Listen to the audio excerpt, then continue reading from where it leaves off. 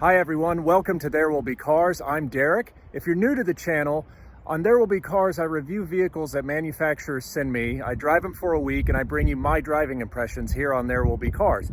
So there will be cars, there will be SUVs, and there will be trucks. 2021 is a huge year for Ford. They've got the new Bronco coming out, the Bronco Sport, the Mustang Mach-1, the Mustang Mach-E, and a new F-150, which is what I happen to have with me this week. I have this week is the 2021 F-150 King Ranch. As this particular one sits, it would retail for $77,830. In addition to the King Ranch trim package, this has a number of options, including the chrome package, the FX4 suspension package, the twin panel moonroof, and this, in case you caught it, this is a $2,500 option, the PowerBoost engine. I'll get into that in a minute, but give you a quick walk around here. Got this big chrome accent on the side. To me, it's half vent and half tooth to a giant prehistoric beast.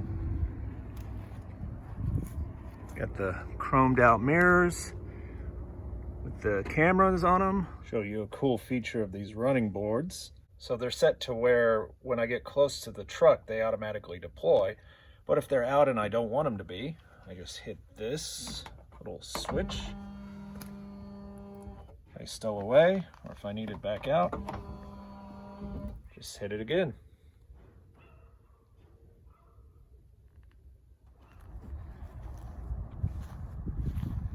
Rolling on Pirelli Scorpions.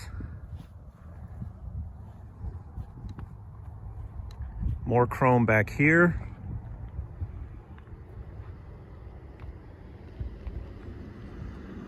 And down here you've got all the plugins for towing something with this hybrid truck. I'll put the towing and payload specs up on the screen.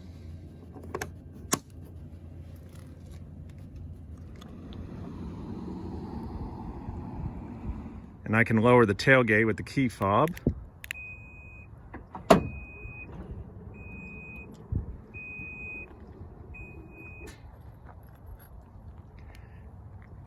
Right there, got the tailgate assist step and bar. And then Ford rolled some updates into the tailgate. So you got these loops to tie down long cargo, just in case you need the tailgate lowered to carry it. Then you've got these giant rulers to help cut wood at a job site. You can have like pens, pencils here as well. You can even use a C-clamp here. Put the bottom here, put a piece of wood here, clamp it down on top. And then of course you've got the tailgate step and bar right here.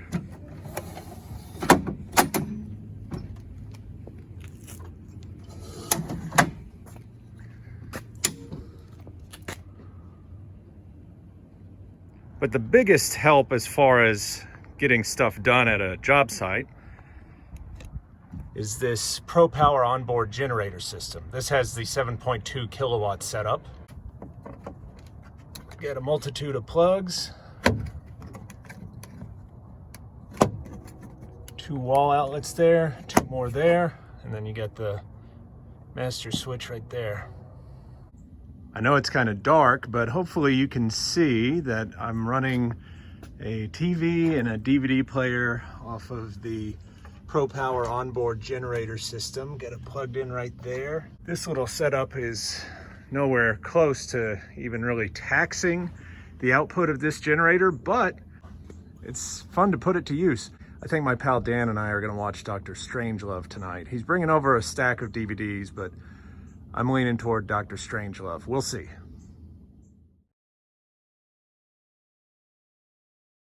You've got the Pro Power Onboard system display right here. So you've got 2 sources from which you can draw energy. And you got the max output there, and as of right now, not really even registering with the stuff that I have on. I mentioned the PowerBoost hybrid engine upgrade. In this particular configuration, it's a $2,500 upcharge. Let's take a closer look at it.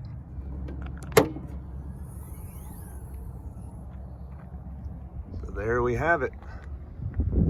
Ford combined its 3.5-liter EcoBoost V6 with an electric motor, battery pack. Total output is 430 horsepower, 570 pound-feet of torque.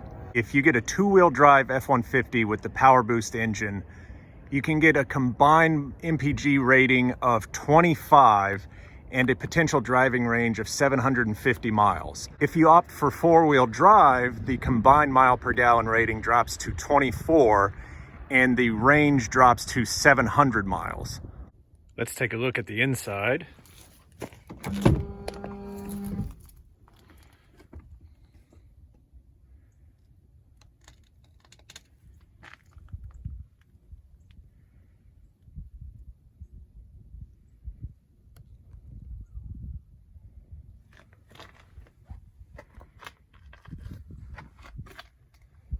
There's a lot to like in here.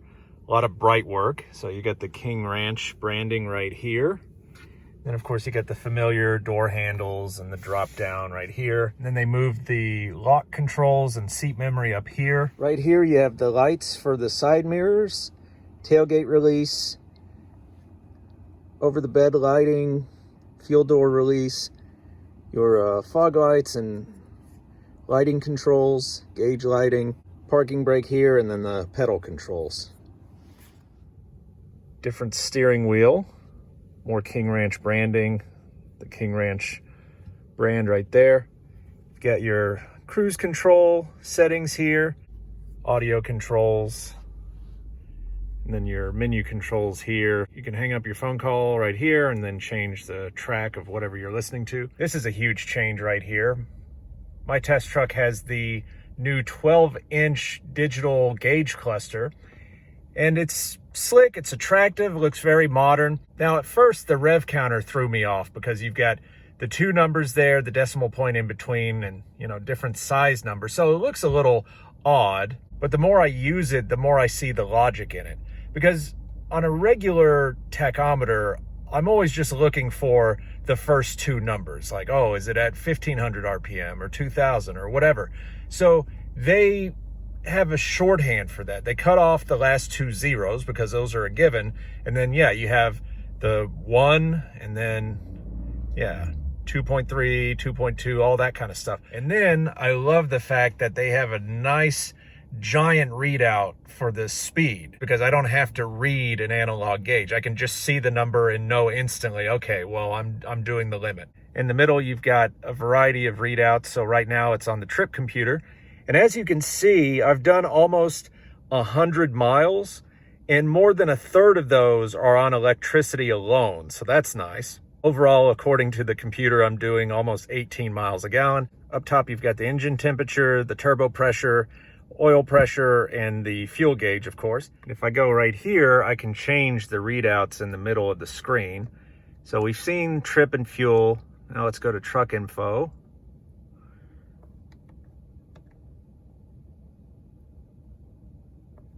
It's interesting. So I'm going to buckle my belt right now. Gives you the green check mark to let you know. This is cool, if you got people or kids riding in the back, just so everybody's buckled in.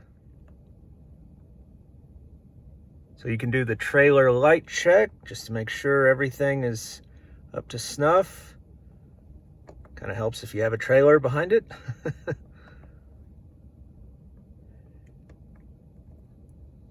Towing status. Gives you your gain reading, all that kind of stuff, and your angles. So your nav, your phone, audio settings, and your general settings. Just in case you happen to go into Canada, you can switch the readout to kilometers per hour. And they have coaches for your braking and eco driving. And then for neutral towing, in case you're pulling this behind an RV, cross country. And then you can check the status of your oil and other things like that. Tire pressure is always a big one. Now, another way you can change what's on the screen is by turning this dial here. So you've got your transfer case controls here. And then you can push this to engage your rear locker. And then you turn this knob to change the drive modes. And Ford's got these cool animations for each one. So right now we're in normal, pretty standard looking.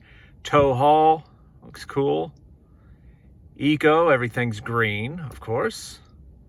Then sport, shifting into 4A.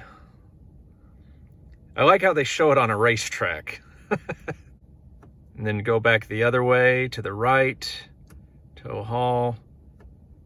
And you can see on the bottom there, you got the little menu. So slippery for wet weather. Deep snow and sand. Mud ruts, and like the upcoming F-150 trimmer, you've got a rock crawl mode. Now, of course, I have to shift this big chunky lever into neutral. And it's gone into 4 low. And then, yeah, you've even got different gauge coloring. This is a little feature that I have to highlight because I really like it and I find it very useful. This is a brake hold feature. So if you're in stop and go traffic or at a red light, you don't have to keep your foot mashed on the brake pedal. You know, you just engage this feature, put your foot on the brake, it holds it for you, and then you just press on the gas to accelerate away from a stop. It's a little thing, but it's so convenient, and I'm glad that Ford incorporated this into one of their trucks. Up here, you've got buttons for various functions. So Pro Power Onboard shortcut, camera system, parking assist, hazards, traction control, and then hill descent control. Speaking of those cameras, let's take a look at all the various views they offer. So right now, got the front view and the 360 bird's eye view. Big displays and very high resolution. I mean, yeah, everything is nice and sharp and clear. I really like that. You've got the menu up here. You can change the feed. So this one is just a general front view. And then you've got the different angles. And then a bed camera, that's a nice touch. When you have the truck in reverse, you also get the option of the trailer-friendly cameras. So it turns off the reverse brake assist. If you plan on using one of the new F-150s to tow a trailer, you get these different camera views. So right now you can see the back rear wheels of the truck and what's next to them. If you hit these little arrows down here, you can turn the camera angle to get a better idea of your surroundings. And if I hit this plus button right here, I get a view, the hitch view behind the truck. I also really like this giant rear view of what's behind you. Just fills the screen, high res. I mean, there's no way you can miss what's behind the truck. We're gonna go back to the bird's eye view to show you some of the features in that. So you hit this little magnifying glass and you can pull up different sectors to show what's close to various parts of the truck. You got your front trajectory based on how you have the wheel turned. Straighten it out there. Get out of that.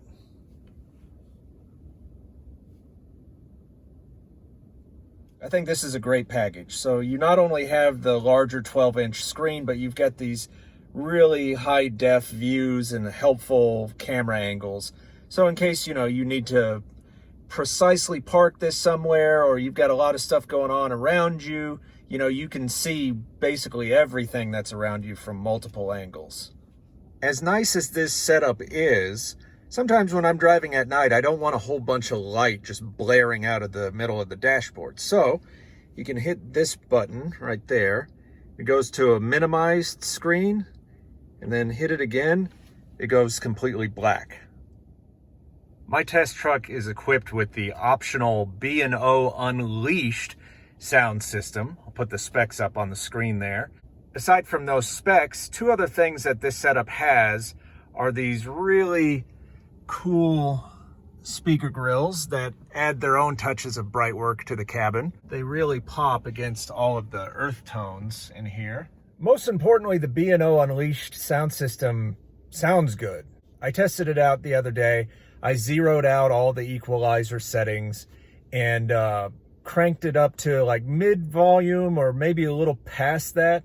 And one thing I always listen for when I have the volume up high is to see if it hurts my ears, you know, like if it gives me a headache within like 30 seconds or a minute. And I've had some sound systems that do that, you know, that's just, you get to a certain point and it's too shrill or it's too rough and it's just very unpleasant to the ear and it ends up giving me a headache. But I cranked this thing up pretty loud and to the point where I'm sure it was obnoxious in traffic, even with the windows closed.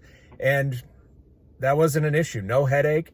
I could just hear more of it. Everything sounded good. Everything sounded clear. So I've got to say, the B&O Unleashed system in this truck, to me, sounds great. I liked the Sync 4 infotainment system. I thought it looked slick and modern. It was responsive to my inputs. But like the Mercedes-Benz MBUX infotainment system, it had a wake word. So I had to be careful what I said around it.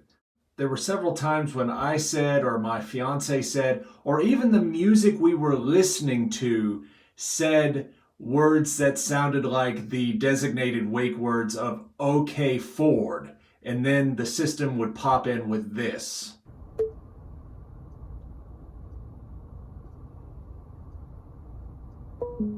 How can I help you? You can ask me to make a phone call, find a place, or play music.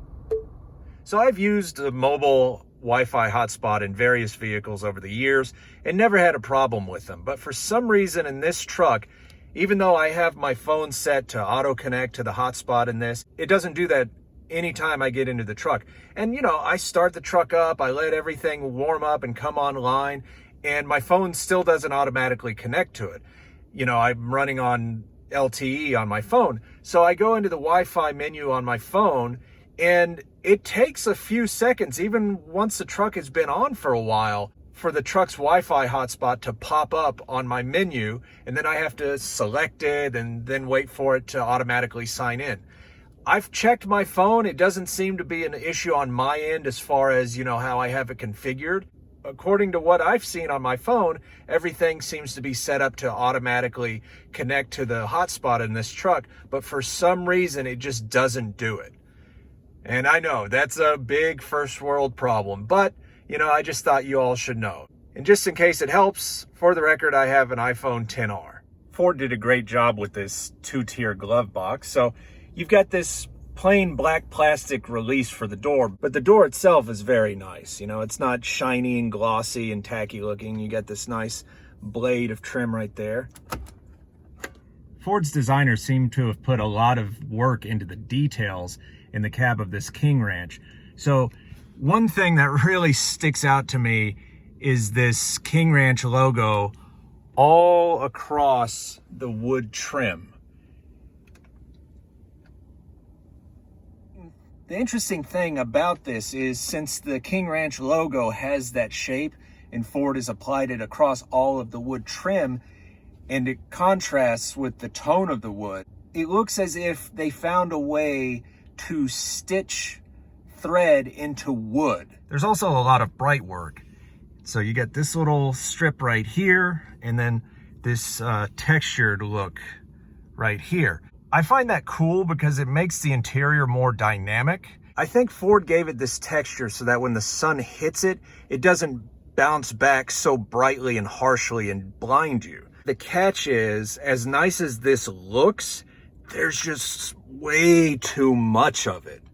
They have a lot of this in here. Overall, this new F-150 interior has the same large, substantial, chunky feel to it that the outgoing F-150's interior had.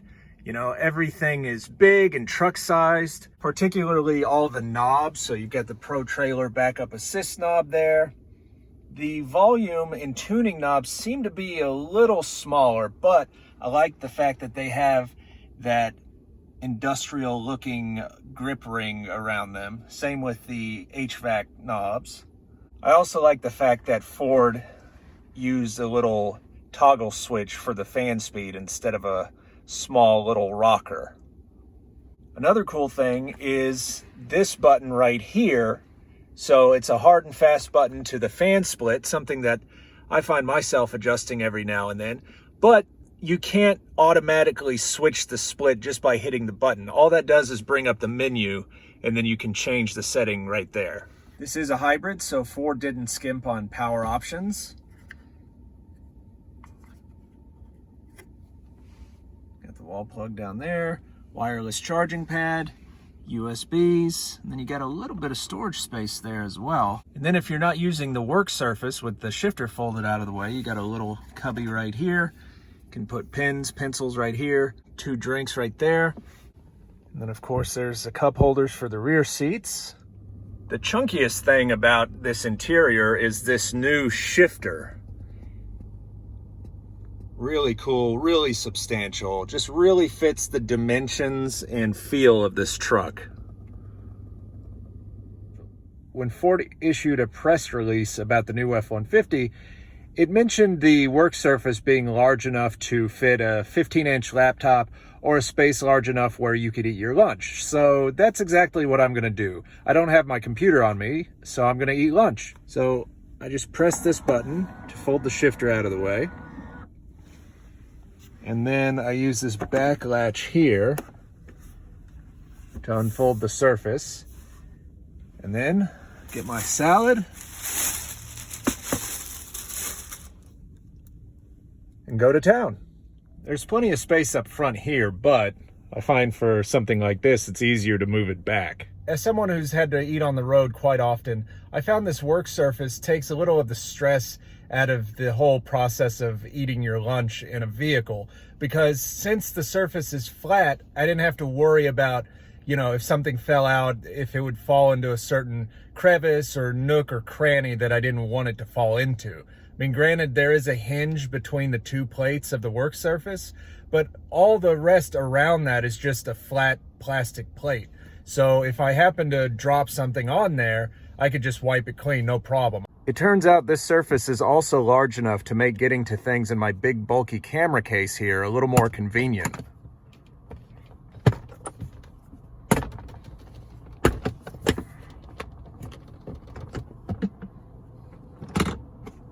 Returning this to its natural position is pretty much just as easy as deploying it. So I just push on this little release right there, lock that into place, press this button, and up it comes. My test truck has the Max Recline Seats, so those fold almost completely flat, so that if you need to sleep at a job site or a campsite, or if you're picking your, waiting on your kids to get out of extracurricular activities and you want to catch some Z's, you can catch a nap in one of the 2 front seats. Now, obviously, the best way to get the full use out of these is to raise the rear seats like I did here. I'll show you the seats in action. Just tilt them back with that lever. And as they tilt back, this section in the middle here comes up a little to offer more support.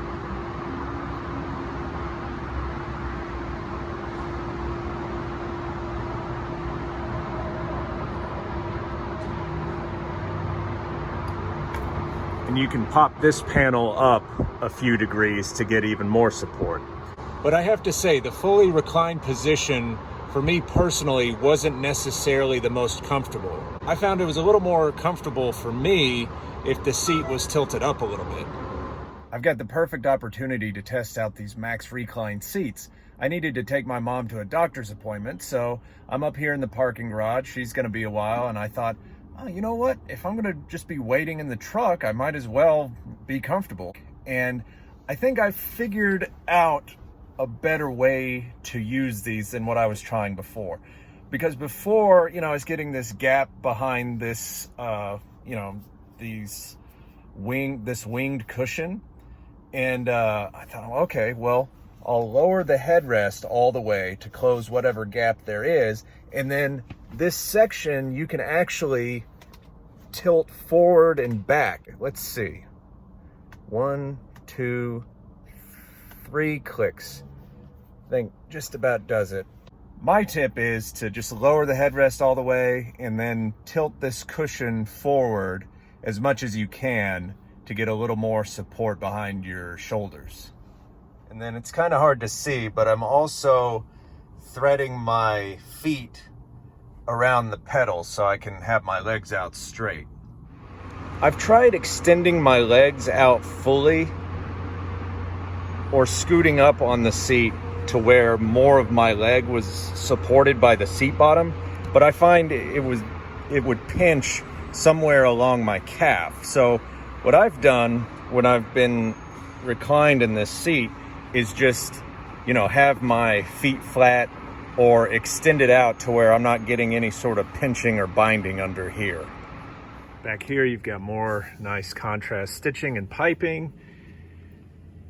No King Ranch branding right here, but you know, you've got a nice swath of bright work. Big chunky cup holder, piece of wood trim. And the spacious back seat back pockets, more piping. And the rear passengers have their own air vents, 2-stage seat heating, and of course power options.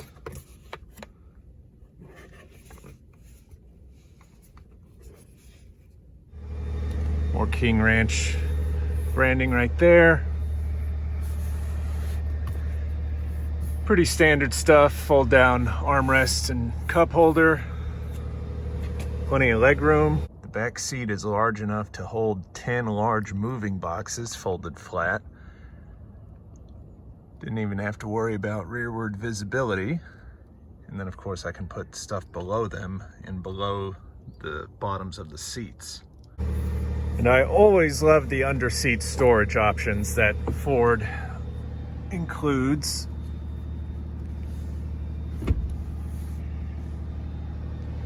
So this fixed area right here is the perfect size for holding my tripod. And this is pretty much flat, not exactly level with the floor, but flat enough. And then if I need a little extra storage, I can erect that and then pull up on this lever to lock it into place. One thing that I found a little bothersome about what Ford does with these rear seats is I can't reach across here and fold that seat section down. For both sections, I have to pull this little loop on the outboard side and then fold the seats down. You know, so if I need to lower that seat section, I have to go all the way around the vehicle, pull the little loop, and then lower it. Hi everyone, so gonna hit the road in the 2021 F-150 King Ranch. We're in a great spot because this gives me an opportunity to explain to you one of the things that kind of surprised me about this truck.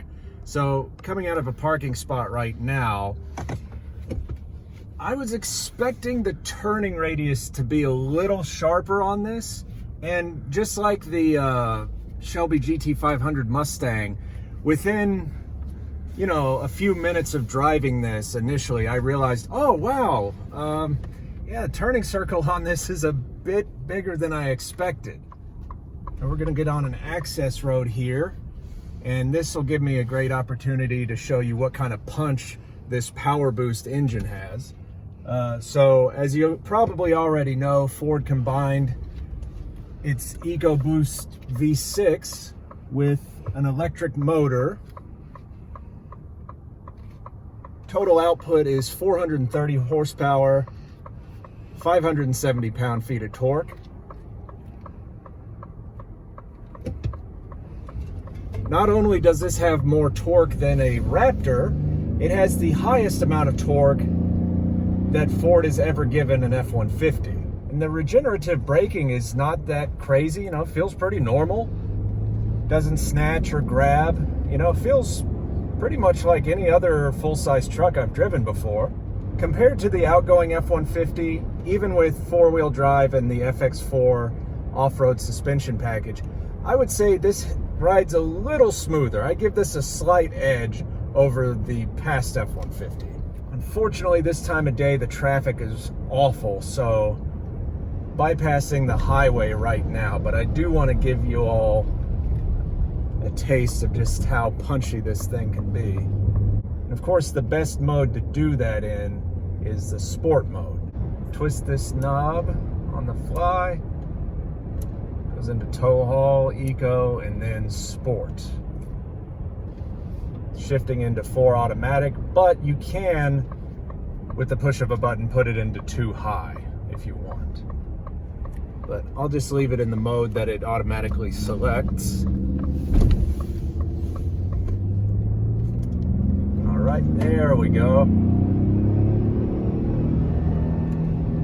Holds the gear longer. And even though Ford made some fundamental changes to this F-150 for this particular model, the hybrid, you know, it feels in every major way just like a regular truck. The brakes, the steering, you know, you hear the kind of drone or groan of the EcoBoost V6. You know, they did a great job of disguising what the powertrain in this truck is.